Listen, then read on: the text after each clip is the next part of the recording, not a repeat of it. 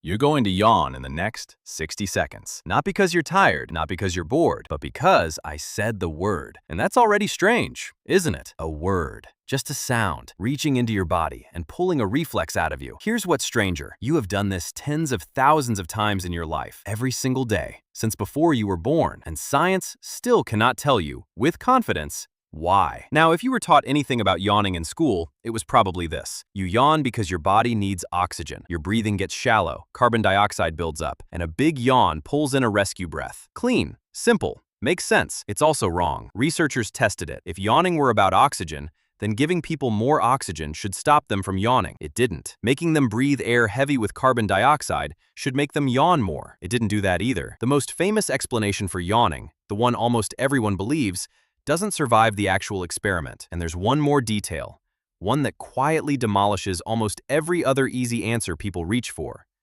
It happens before you take your first breath, before you've ever seen another human face. I'll get to it, because it's the exact reason scientists are still stuck. So here's where we're going.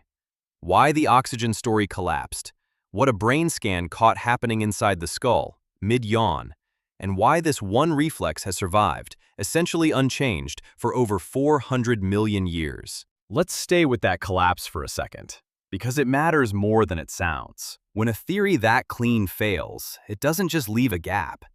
It tells you that you were looking in the wrong place entirely. And here's the thing that should have tipped everyone off much earlier. Think about when you actually yawn. Not when you're sprinting, not when you're climbing stairs and genuinely short of air. You yawn in the moments right before sleep, right after waking, in a long, dull meeting, on a night drive, when your eyes are getting heavy. Notice the pattern? Those aren't oxygen moments. Those are switching moments, your brain changing gear, dropping towards sleep or climbing back out of it. And athletes do it too, not after the race, before it. Standing at the start line, adrenaline up, fully oxygenated. Yawning. That's not a body gasping for air. That's a body doing something else entirely. Something to do with state. So the leading idea shifted. Maybe a yawn isn't a breathing event at all.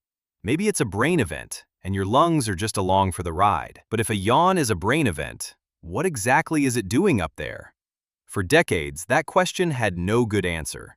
Nobody could look inside a live human skull, mid-yawn, and just watch. And then, in 2026, somebody did. A team at the University of New South Wales and Neuroscience Research Australia were running MRI scans, originally for something completely unrelated, spinal cord research.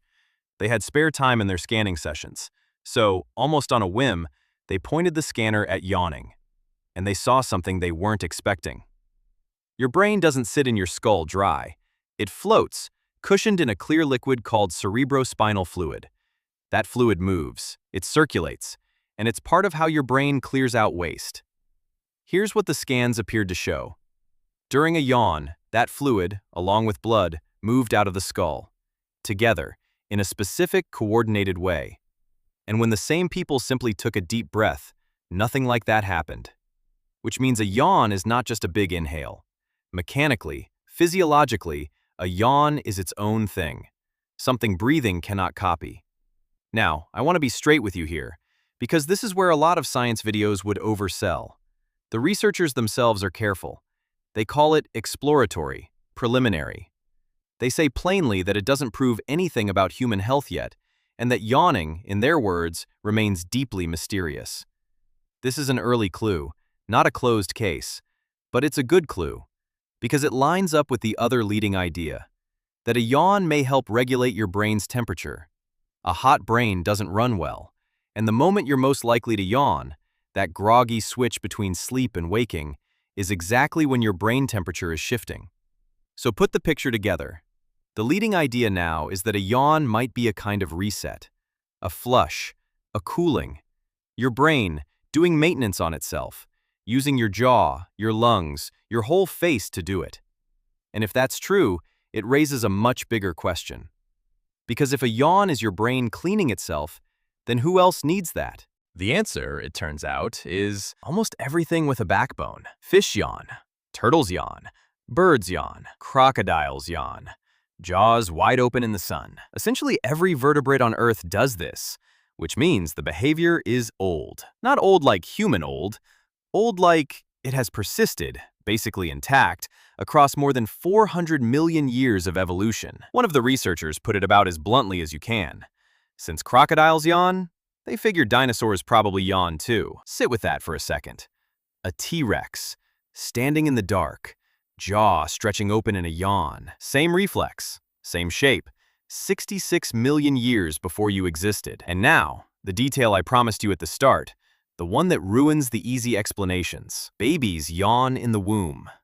By the end of the first trimester, before they have ever taken a breath of air, before they have ever seen another face, so it cannot be copied, before boredom, before tiredness, before social life exists at all, which rules out almost everything comfortable. It's not learned, it's not imitation, it's not about air. It's something the body starts doing, before it has any reason to. Evolution doesn't carry useless baggage for 400 million years. But here's the twist. Somewhere along the line, this ancient plumbing reflex picked up a second job, and this one is deeply human. Somebody yawns near you, and a few seconds later, it's in you. You didn't decide anything, it just arrived. Even reading the word does it. Even watching a stranger on a screen do it, possibly right now. And here's the strange part. Contagious yawning isn't random. It seems to track with something. Empathy.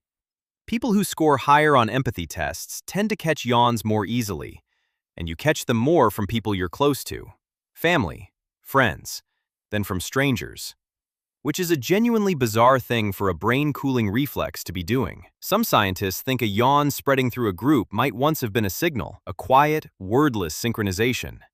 We're winding down. It's time. No sound needed. Just a face, doing the oldest thing faces do. So, what is a yawn? Honestly, we still don't know for sure. And I think that's the best part. You have a reflex running in your body right now. You've done it since before you were born. Every animal with a spine has done it for 400 million years. Dinosaurs did it. You'll do it again before this hour is out, and we still don't fully understand it. We map distant galaxies. We split atoms. We've decoded our own genome. And the strangest unsolved mystery in science might be sitting right there on your face.